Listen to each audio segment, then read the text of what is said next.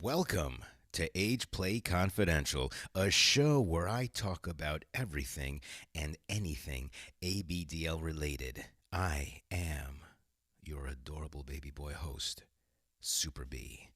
I'm also a loving, caring daddy, if you will. I am a switch. I am what they call a man that can do both. That is correct. And I am damn good at both roles. Yes, sir. Yes, sir. And today, what I wanted to talk about was ABDL relationships. Relationships in general, but today we're going to stick with ABDL relationships and how hard it is to find somebody to share this lifestyle with. And I'm not talking about just your partner knows and is okay with it and lets you do it, but don't let her catch you doing it type of thing. No, I'm talking about straight up two people who are into this lifestyle and are having a hell of a relationship because there are a few of you guys out there and I hate you. I hate all of you. No, I'm just kidding. I'm envious. I'll be honest. Very envious. There are quite a few not age play, but there are quite a few couple accounts, mommy and baby boy accounts, daddy and baby girl accounts that I follow, because, because their content is fucking awesome, and I just love the dynamic, and sometimes I kind of imagine what it would be like to be in that type of relationship, and I think we all maybe do that every once in a while. We come across I'm very big on Instagram here, and there are a few accounts that I follow there that you know, I'm very, uh, I guess I can admit I'm very envious of what they have. Um, they post really good content, and I might shout them out here if I can find them here. I'm actually on my Instagram right now, um, and pretty much the stuff that they put out, it's like what I fantasize about. Little baby putting up the Christmas tree, and he's just wearing a diaper, or hot mommy in her bikini, and he's sitting on the floor playing with his toys while she's cooking, breakfast or something like that, or there are things like that I see, and I'm like, damn, that's it right there. They hit the mother load. Both of them found each other, and they're both into this, and it's something that they both enjoy, and it brings them together, and like, what else can bring a couple closer than them sharing, I guess, a fetish of some sort? You know what I'm saying? Like, it's something they that both turns them on, and they're both, maybe they're both good looking couples, and they're just enjoying life, indulging each other in this lifestyle, and doing things that just, it kind of frustrates me. It does, because, and I'm sure it frustrates a lot of you.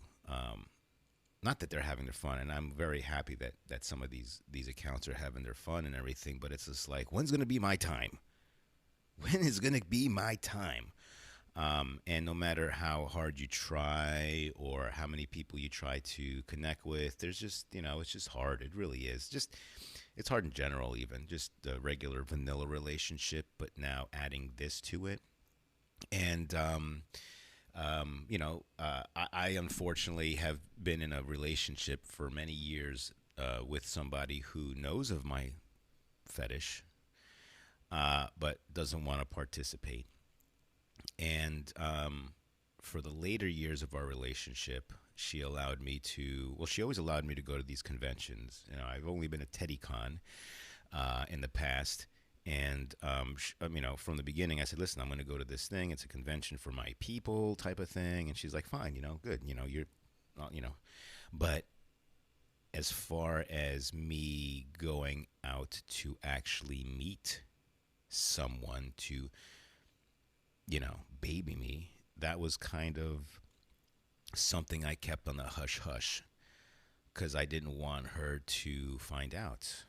And part of the reason is obviously that, and we've discussed this before, I am a sexual little, and you know, being in certain positions, getting changed, it turns me on. It turns me on, and not that I would have done anything with it.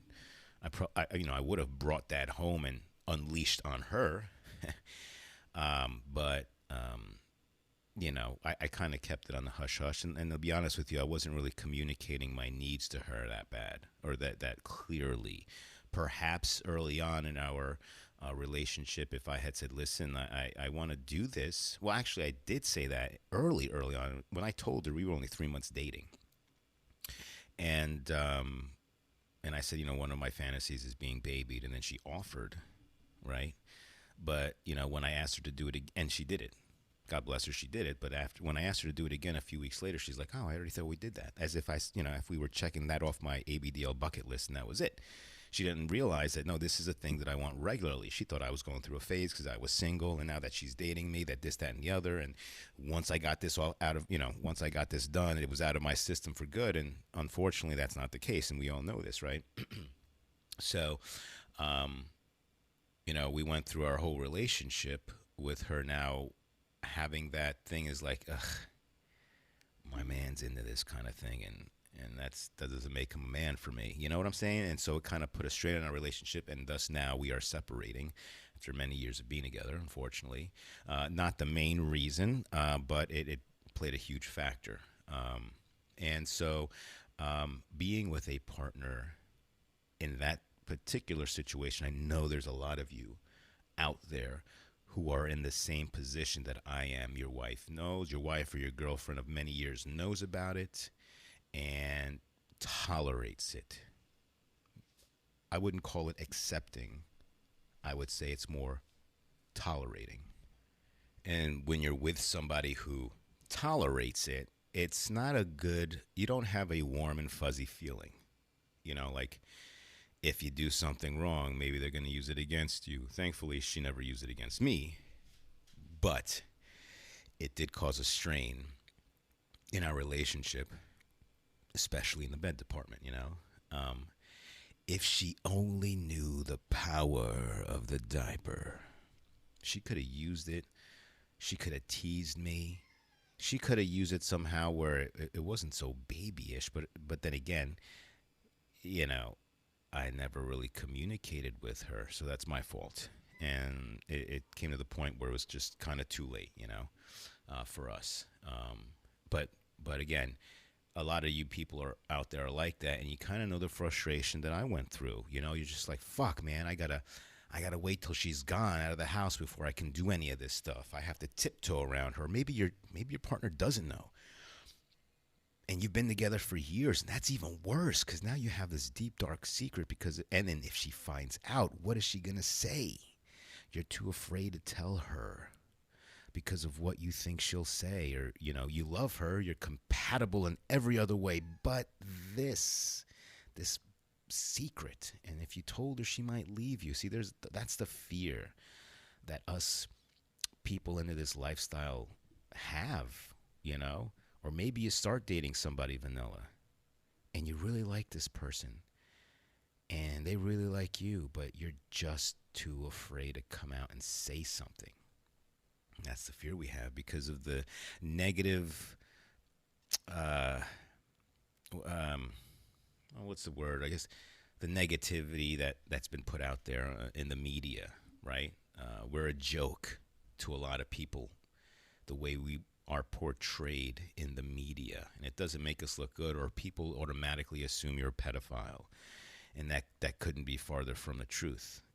They're just closed-minded, but you could be surprised, as many people have been, where you tell your partner and they're just like, oh, well, I could be down with that, and they see that you like it, and some people are very just like, listen, if it makes you happy, it makes me happy. If it turns you on, I get turned on. If I'm the person that's able to do this for you and you get turned on because I'm doing, then see that there are people I'm like that. Obviously, maybe it's because I have this lifestyle, and I'm like, look, I do unto others as I want it done to me. If you have this weird kinky thing, whatever it is, let's do it. If it turns you on, and I can figure out how to do it good, let's do it. And there are some couples out there that are like that. And some of these couples that you see online, some of these, um, mommy baby boy accounts or daddy little girl accounts. One of them was a vanilla at one point in their lives, and the other one told them, and then they would just embraced it, and they fell in love with it too. And that's something that's like winning the ABDL lottery. I'd like to say, and not a lot of us will ever have that opportunity, sadly. And I don't want to sound negative, but a lot of us won't find that person. A lot of us will stay in our relationships with them kind of knowing or with them tolerating it because whatever, maybe you have a kid or something, or you've been together for so long you don't know how to and so you know and that's the problem, I guess, what we have. And you build up this fantasy over the years of what it would be like to be with somebody like that, and it could get frustrating. I know that I have, I'll admit I've cried many times out of frustration because the feeling of wanting to be babied, it comes and goes in waves. Sometimes it's really strong, and other times I can care less. You know, and I guess during COVID, when everybody was, isolating and everything. This is like mid 2020. I spent a lot of time online and looking at these accounts and just getting frustrated because she didn't want to budge or didn't want to have anything to do with it. And I just, I would break down sometimes. And as I'm sure a lot of you guys have, because you're frustrated, because you have this need that has to be met, and there's no outlet for you to do it, or whatever, and you're just tired of doing it by yourself. And it sucks. It really does suck. Um, Now, I've had opportunities to meet with, you know, caregivers, um, um, both paid for caregivers and friends that I've met up with that, you know, decided that to baby me, or I've met up with girls who I've babied, and very fulfilling.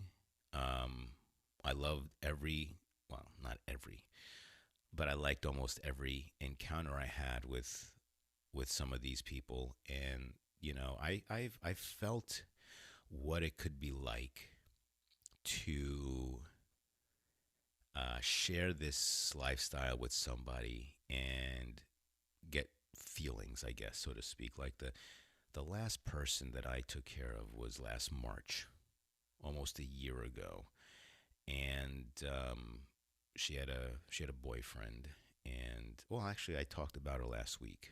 We talked. I was about to go through the whole story again. I'm not going to do that again.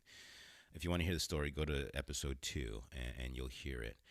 But there was a connection there, and I'm like, well, this is kind of what it would feel like. This is kind of what it would feel like, And it was a nice little taste, but I haven't felt it on the other side, where I was being the one cared for and she was the loving mommy and she was doing this. Again, I have been babied myself, and I guess I can get a taste of what it would be like, but it was really just a babying. It was not a couple's relationship. We didn't get intimate or anything like that. So, but that would be nice, to have a girlfriend, a partner that, here we are, just two people going on with our lives. We go to work, we come home. Hi, honey, how are you? Kiss, kiss, this, that, and the other. And then, all right, let's come on, sweetie, let's go. And then just morph into mommy and baby. And it's a normal thing type of thing, and that's something that, hopefully one day I have. I'm not holding my breath, but I do fantasize about it a lot. And I don't know what I would feel like when it actually happens, to be honest with you. Um, I'd have to pinch myself. Is this real? Is this really happening? Could this be? I don't want to fuck this up. I better be on my best behavior type of thing, you know? And, but really, I mean, if you think about it at the end of the day, you should treat every ABDL relationship just as a regular relationship, okay? They have needs, this person has needs that have to be met, just like yours are going to be met. So if you're the little, right, and you're the one being babied, and this person's doing everything for you, you better damn well give them what they want, whatever it is, because shame on you if you act selfish, right, and not give them anything that they need. Or if you're a switch, for example, and you both like both sides of the table, but maybe both of you like being little more, right? And I've heard this happen with some of my friends who've met up with other littles for like a weekend, and they were like, all right, we both want to be little. And then the girl gets to be little for maybe an hour on the first night, and then the boy's like, all right, my turn. And then the rest of the weekend he's little, and then she's stuck there doing it. You know what I'm saying? So like I've heard so many of those stories. Shame on that guy. Shame on that guy for doing that. No, no, no, no. This is a two-way street, right? For me, she gets more time as a little. If that's what she wanted, I'll get some time, you know. And if she gets more time this time, and if we meet up again, then we'll switch it up a little bit. Then I get more. It's got to be a give and take, and it can't be selfish on either side. Now, if one side's like, look, I just want to be the mommy. I just want to be the mommy. You could be the baby. Fuck. All right. Hey, no sweat off my back. But what is it that you want?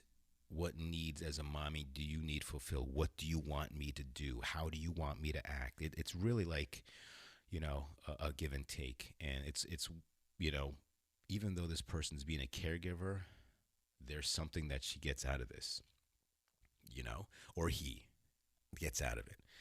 And you know, you can't really force anything sexual, obviously, unless it's something that turns you both on, you know. But that's where communication comes into play. You talk about your needs to each other before you have the playtime. Otherwise, you're just going to be fucking going at it on the fly, and that's a recipe for disaster. Somebody's not going to get what they want. But if you plan it out ahead of time, this is exactly what I want. Are you okay with that? What are your limits? This, that, and the other. And some people are just like, nah, man, let's go. Let's do this all. I want authentic. Maybe the mom's like, look, I want you to be authentic as possible, as if I was your real mommy and you were the real baby. I don't want you to talk. I want you to babble, this, that, and the other. If I heard that, sign me up. That is a dream for me. Um, can I sustain that? Well, it depends on how long we're playing for. If it's like a weekend, I could try my best. But at some point, I'm gonna have to break character, you know. But I'm sure, you know, it. I don't think anybody can be in character nonstop without the adult coming out for that long. I mean, maybe you can. God bless you. More power to you. But I don't mind. Like, see, when I was doing the daddy thing, this the girl that I spoke about last week, she wanted to be infant, and we try to not break character, to be honest with you, with the exception of, you know, going out to dinner, you know, or doing some stuff out in public, you know, discreet humiliation kind of stuff. Um, and so we had the agreement, and that's how we kept it. And for the most part, she stayed in character, and for the most part, I stayed in character, which was easier for me, obviously.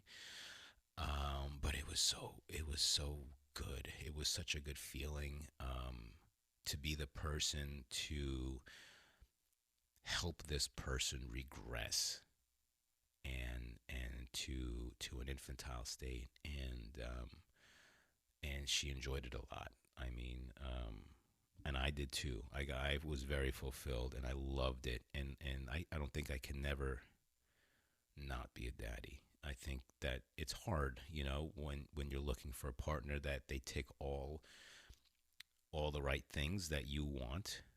Sometimes, I mean, you're not going to get a perfect partner. I mean, you're not. But but as long as you communicate to each other what you want, I think it can work. Seriously. So, you know, very hard, very hard. And maybe some of you guys haven't actually met anybody. You see, at least I have the. At least I'm fortunate enough over the years to have played with several women who babied me, and some were excellent, some were very new and didn't know what they were doing. Others, one was just no good. I guess the very first experience I ever had wasn't the best. I didn't know what to expect though, and that's the thing. When it actually happens, reality versus fantasy.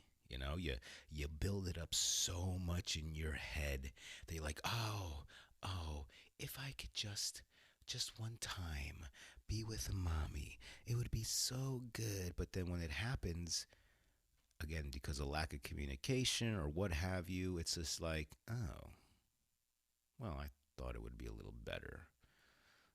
Or it might just exceed your expectations. And the thing is, you need to vibe with the other person.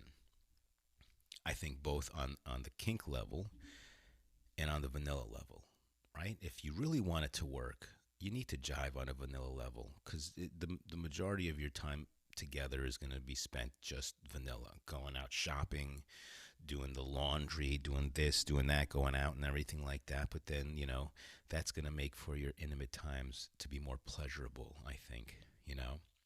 And I think that over time, the more you interact with people, the more you learn about yourself, right? My first experience was with somebody who I was friendly with. I forgot where I met him from, diaper space, if you remember. I'm dating myself now. We're talking the early 2000s, but there was a website called Diaper Space, and we met through there. And she offered to baby me. She was about 10 years older than I was, and I didn't know what to ask for, didn't know what to expect. This was going to be the first person that was actually going to do this for me, or the first person that actually enjoyed it. And so when we got together, it was more like, God, I don't remember now if I talked about this, but I'm going to say it again. If I did, sorry. Um, I got a hotel room, and the night before, I set everything up. I went to bed in my footed jammies and a very thick diaper, and then I woke up the next morning, and she showed up, and the first thing she did was she checked my diaper, and she changed me, and she took an awful long time with the diaper change. Now I was very aroused when it was being done, and she was, I guess, enjoying the view. And I kind of was in my head now thinking, okay, let's just do this as if I was a real baby. Just change the diaper, put me, and do this. But she took her time, took her time. And so I'm like, if you're down there, why don't you just finish me off? I was thinking, but no. And then after she did all that, she put me in a onesie. And then she put like what do you call it? A baby cap on my head. Not a bonnet, but a cap. And then I got a pack and play delivered to the door, to the room. She put me in there. She fed me, but she was talking to me just like an adult. No nurturing mommy talk, nothing like that. And I'm just thinking to myself, I'm not really enjoying myself. I mean, this is great and all. The changes are awesome, but I'm not really enjoying myself because I just wasn't feeling it. And I was looking at my watch thinking, okay, when's this going to end type of thing. So unfortunately, my first time wasn't, what I expected. But that's because I was still kind of learning about what I wanted with a dynamic with somebody else. Fast forward to the last time I was babied, which was this past March, a year ago, around the same time I babied the other girl. And we had a discussion before we met. She offered to baby me, and she liked how I presented myself on my Instagram and everything like that. So she kind of knew the type of little that I was. and we communicated what we wanted, what I wanted to experience. Plus, I had the crib, the high chair, the play gym. I had everything. So that experience was extremely pleasurable. And I did take pictures and record video of that, and I look back on them, especially when I'm trying to crank one out. But that was an excellent experience, and I'm like, okay, that's what I want. That's exactly what I want. She had the soft, sweet mommy voice. Oh, she cooked. Oh my God, what a great cook she was. And she fed me in the high chair while she sat there and drank her wine. It was beautiful. I loved every minute of it, and we spent 2 nights together. It was awesome. It was awesome. And so I kind of know now what I want. And now the hard part is, though, finding somebody like those. Like I said, I've mentioned. I think I mentioned this before. All my encounters with these friends that have helped me out, that have babied me, these caregivers, they're one-offs. They were never more than one time, because we weren't in a relationship, and we never went into it saying, okay, this might become a relationship. But that's what I'm looking for. I'm looking for a relationship, and it's not easy. It really is not easy. Um, and the people that I do connect with, they don't live close by. They're not local. They're on the other side of the country or the other side of the world, and it's hard. It's hard, and I'm sure you guys know this, right? And I had so many people saying, "Oh my God, I'd love to baby you," or "Oh, I'd love to be babied by you," and they're just not close. I would definitely make it work. Listen, I'm a seize the moment kind of guy. And if they're willing to, I'm willing to. Let's do this. If you have an interest, let's do this.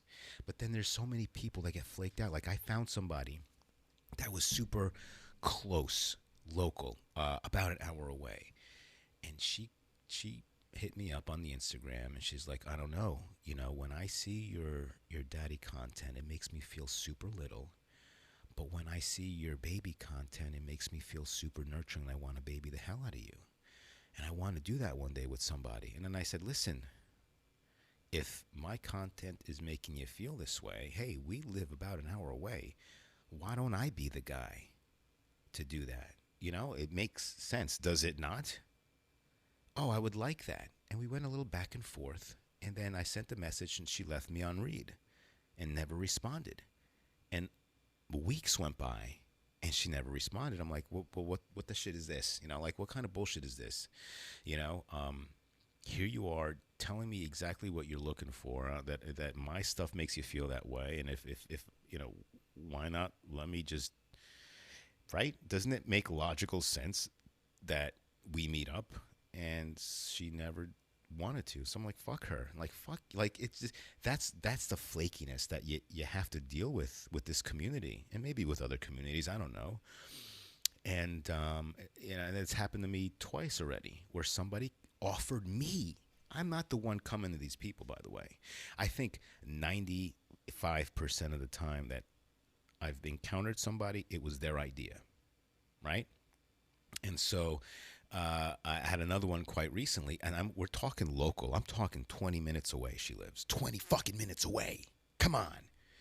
And it's like, oh, you're so good looking, or this, oh my God, so muscular guy, so sexy, this, that, and yeah, I would love to maybe you come over to my house. I have an empty room. You could bring your stuff to do this. I'm like that. I said, let's make this happen. Let's make this happen. And then she comes, well, I'm kind of seeing another little online. I've babied them online, and he's kind of jealous. I'm like, well, then why the fuck do you offer? Like, why do you offer? You see what I'm saying? And it pisses me off. And I don't have time for time wasters. And so their opportunities are gone. Fuck it. If you want to, we're all adults here. She didn't want she wanted a no strings attached thing. I'm like, fine, me too. Let's just have fun. Let's just be two adults and have fun. But no. That's the shit that happens a lot. I've been stood up a handful of times, maybe twice. No, I'm going to count that as kind of being stood up. We didn't get to the point where it was going to happen, but those two people flaked out. I got stood up on the day I was going to go see this person another time. Another time we had somebody coming from Europe to meet me in Florida, and we've been talking for 4 months, and she bought the plane ticket, and on the week before we were supposed to go to Florida, she canceled on me. There's and that's the shit that I don't want to deal with. It's like I don't need to deal with that immaturity.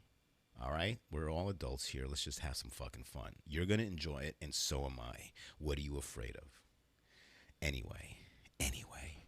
So that is the trials and tribulations of Super B, and I'm sure there's trials and tribulations with a lot of you guys, and that are in the same boat as me.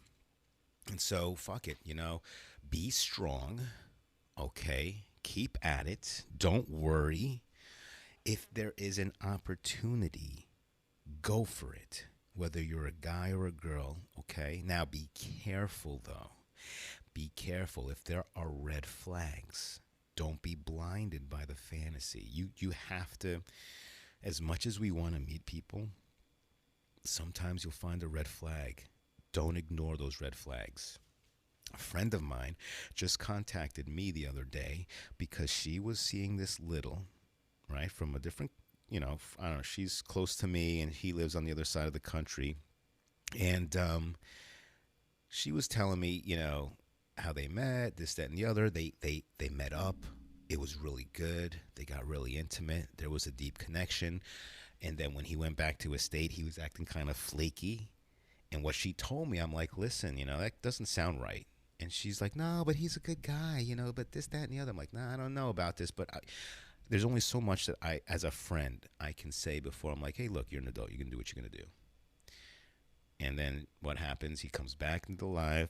He comes back and does this, and they're gonna hang out again. And all of a sudden, he starts being flaky again. I'm like, again, hey, this, that, and the other.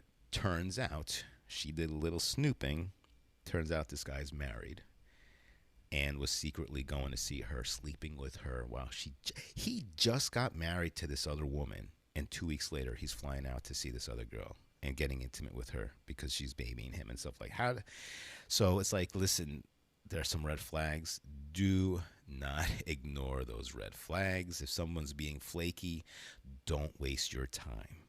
Don't waste your time, because at the end of the day, guys and girls, if they really, really want to see you, if they really want to be with you, if they really want to make it work, they will make it work.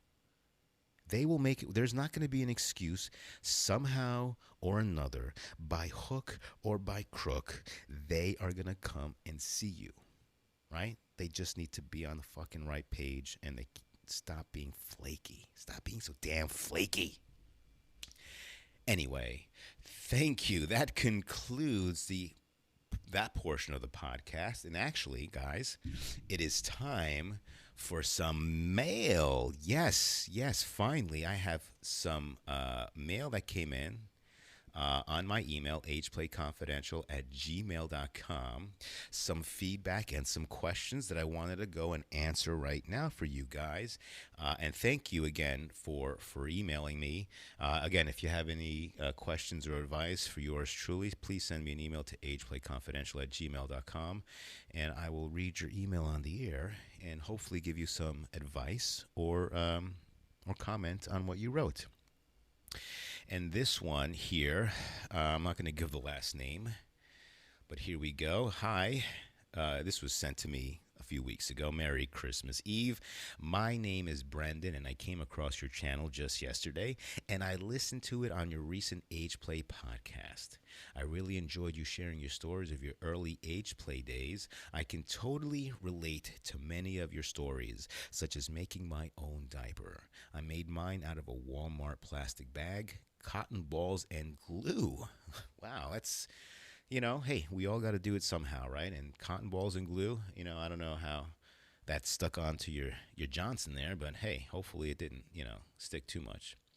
I was always a chubby child, but yet I am still surprised I was able to fit in the trash bags. LOL. I look forward to hearing more of your podcasts and role plays. Your voice is very soothing and smooth to listen to. Thank you. I would definitely support you if I made a Patreon. Yes, I should be doing that. Best wishes, best regards, B. Thank you, B. B from, I'm not going to say where you're from. But yes, Going back to my first episode where I made diapers out of white trash bags. Of course, trial and error. We all have our own experiments that we do. Some people use towels, some people use bed sheets, and then this person used Walmart bags, cotton balls, and glue. So very good, very good. Okay, here we go. Another person. This one's from Steven. This is a very, very short one. Dear Mr. Superbaby, how did you perfect your realistic infantile actions as depicted in my videos? Okay, for those of you who don't follow my Instagram, I have a series of videos that I put out there that depict me as an infant. And this infant side of me is very new. We're talking about, well, okay, it's mid 2000s. No, mid 2020 during COVID is when I first started doing the infant thing. And that was after I talked to a local friend of mine. She's a little as well, and she is totally infant. And I started looking at her videos. I'm like, my, that looks very nice. That looks very sweet. And I guess one day, one evening, during the COVID, we were isolated. Um, I made a Pampers conversion diaper. One, kind of like I think Kinky Dreams is a somebody online who makes adult size pamper diapers or adult size huggy diapers, and they just take a couple of baby diapers and they glue them onto an adult diaper and it fits you. So I made one of these for myself, and I put it on, and I'm like, boy, I'm actually wearing a Pampers diaper, and it made me feel very little. And so I just turned the camera on, and I was just doing these infantile, sucking on a teether, shaking it, just making little, whimpering noises. You'd have to see it. I'm so adorable. And I posted it online, and it got a lot of positive, you know, likes and stuff. And I was like, oh, I like that. I'm like, this is nice. It felt good, and it felt natural for me. And then I just continued doing it. And I think me being infant is what that's my age preference, 0 to, you know, 3 or 4 months old. That is my preference, my age play preference, non communicative, babbles, crying, everything to do with it. That's how I feel. And it comes naturally. It wasn't like sitting there. I wasn't sitting there trying to perfect anything. It just comes naturally. And you know, it, it's how I like to feel when I'm deep, deep, deep in little space. And I think if it makes you, if that's how you really feel, you portray it accurately, if that makes sense. So, thank you, Steven. I really appreciate that compliment. I assume you follow me on Instagram. Actually, no, I did have some photos on Tumblr, some videos on Tumblr, which I kind of took down because I started seeing some of my videos on TikTok, and I was like, nah, fuck that shit. That's why I'm private. That's why I'm private. And if you can do some investigating, use my name. You could probably find me on Instagram. And if you have a proper little account and you have posts and you're not just memes on your account and it's nothing but cross shots, you'd probably be able to join me. Okay, so go ahead and look it out. All right, here we go. I have another one here. I am not going to give her real name here. But hey, Super B, I listened to your recent podcast last night and it was interesting and informative. I have on my social media accounts that I am non-sexual little because I am only looking for friends.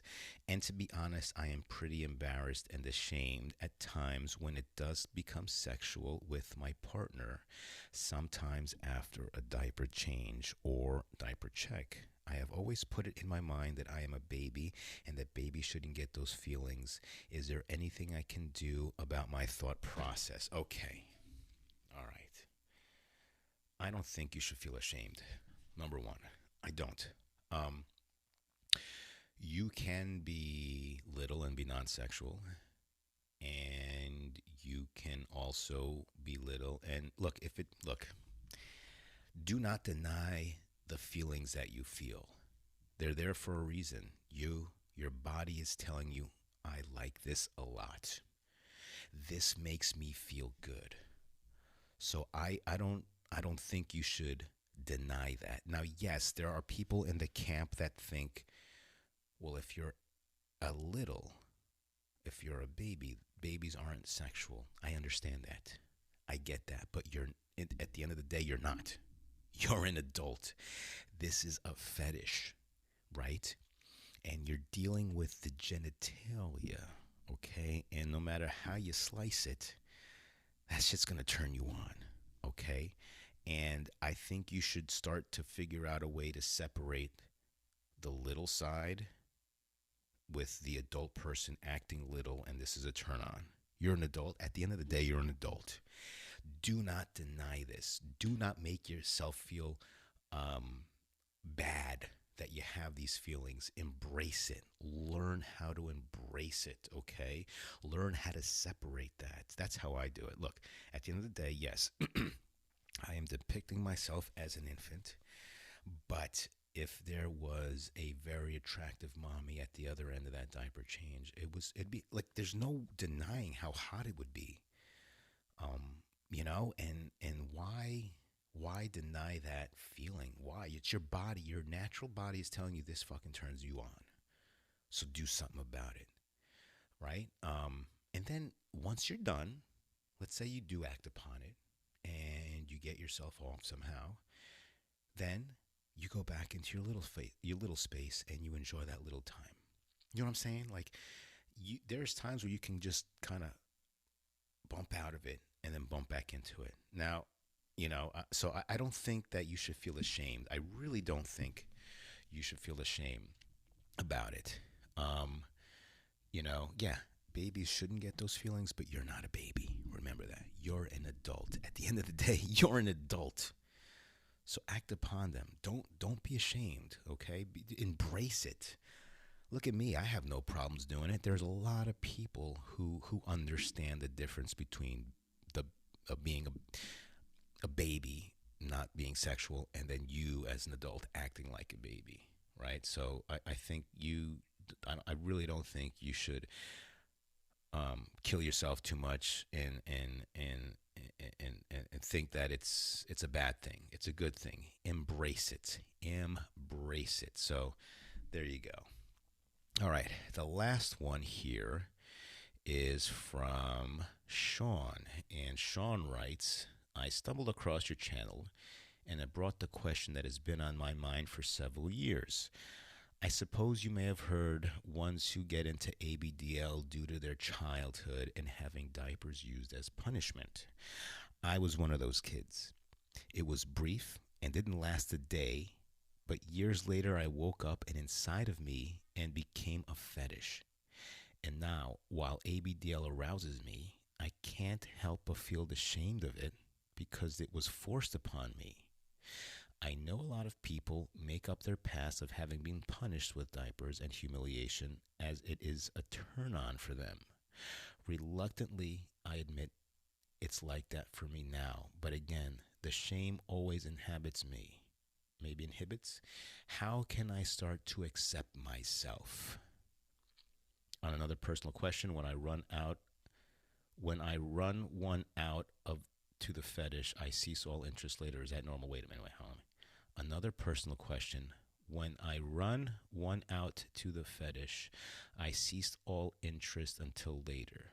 Oh, when I rub one out to the fetish, I cease all interest until it's later. Oh, is that normal? Okay, I got it now. All right, well, let's go with the first one then. Okay, so he was forced or punished in real life. I wish I had some more detail here because that's kind of interesting here. But I guess he was punished and diapers were used on him, and now he's feeling ashamed because it's a turn on for him. Well, a lot of people's fetishes are are a result of something that happened to them as a child. Maybe you were spanked as a child, and as an adult, you like spanking. Maybe humiliation. Maybe you were humiliated as a child. Now you like humiliation, and that's kind of where you're going into. And at this point, somebody used diapers on you, and that was a trigger, right? Little did you know at the time, and maybe you didn't like it at the time, but it just comes back out, and it's weird. It just comes back out, and that's what it becomes. Just like how I discovered my fetish, just out of curiosity, walking into my mom's closet, putting on a pamper, and boom, there it is. That's what happened. And and somebody, if somebody diapered you, they're messing around with your genital area, and I think that might have been a trigger for you. It clearly was a trigger for you, and now here you are, an adult, and this is what you like. You like it being forced on you, um, and isn't that what a lot of us like? That forced regression type of thing. And again, just like with the previous email, I don't think you should feel ashamed of it. It is what it is, you know. Um, you know, yeah, you might feel a little shame. I mean, I'll be honest with you. Sometimes I feel a little shameful, like if I'm in the middle of doing something, like, what the fuck am I doing here? I'm a grown man doing that. Like sometimes I feel ashamed, but at the end of the day, that shame is only gonna last so long before you're like, fuck it. This is what my. It's your body, right? It's your body telling you this is a turn on. And I don't think you should be ashamed of it, to be honest with you. I mean, yeah, the way it came about is weird. Maybe if you weren't punished that way, this would have never happened, you know. Um, but it happened, and now here you are years later, and this is your thing. This is what turns you on, and you can thank whoever it was that punished you way back in the day for that. Little did they know. I'm sure if they knew, perhaps, I don't know if it was an aunt, an uncle, an older brother, a sibling, or whatever, but I'm sure if they knew, okay, this punishment I'm going to give this person, that's going to be their fetish in the future, I'm sure they wouldn't have done it. Do you know what I'm saying? But people don't know. You don't know. No one ever knows what it is that triggers something in a child that it turns out to be a fetish in the future. And unfortunately, or fortunately, yours was diaper punishment, and here you are now, um, feeling ashamed. But again, like the last email, I look, it's the cards you were dealt with, and now, you know, um, fucking embrace it. Find somebody that's into the same thing, that's wants to humiliate you, and I say just embrace it and do it. As long as you're not hurting anybody, as long as you're not involving kids, then I say go for it. Because don't deny it. You're just gonna get frustrated later, and you might do the binge and purge thing, and it's going to come back even stronger. So I just say embrace it. Just be you, buddy.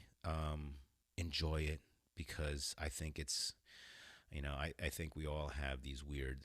Look what we're into. Come on, look what we're into. Look what we're into. We should all be thinking, yo, what's wrong with us?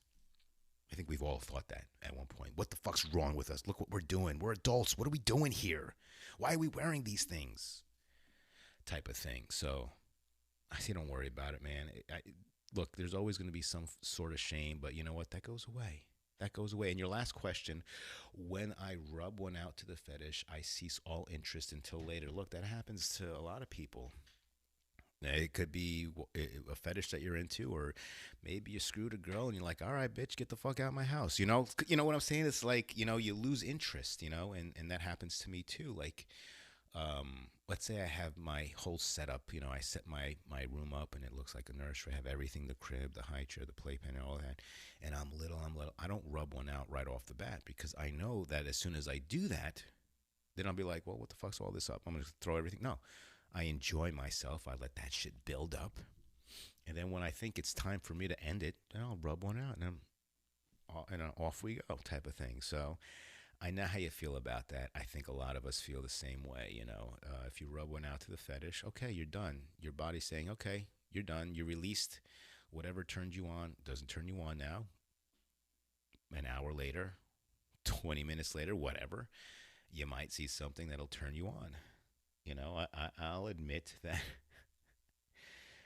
I went like 3 or 4 times in a span of maybe 4 or 5 hours where I was just like, I was just horned up that day, I guess. And I'm just like, I saw a video, maybe of me being changed, and I'm like, let me rub one out, boom, done. Then I saw somebody else being changed. I'm like, fuck, this is horny. Let me just, like, it happens. The shit just skeets out of you. When your interest skeets away from you when you rub one out, when you release. So it's normal, buddy. It's normal. And thanks for your email. Thank you for your emails. I really appreciate that. And with that, I think we are coming to an end of this super long podcast. Boy, oh boy, it's almost an hour here. Thank you for joining me for this long. If you want to learn how to do-it-yourself ABDL stuff, go to diy.abdl on Instagram, and be on the lookout for more DDLG audios, DDLB audios. I will be making them hopefully tonight. I know I promised one last week, but here we are and haven't done it yet. And then another plug for my DIY page, diy.abdl. That's on Instagram. If you want to learn how to make a high chair, a play gym, a crib, whatever, using everyday stuff, go check that out. Again, thank you very much for joining me. This has been a very long episode of Ageplay Confidential. This is Super B signing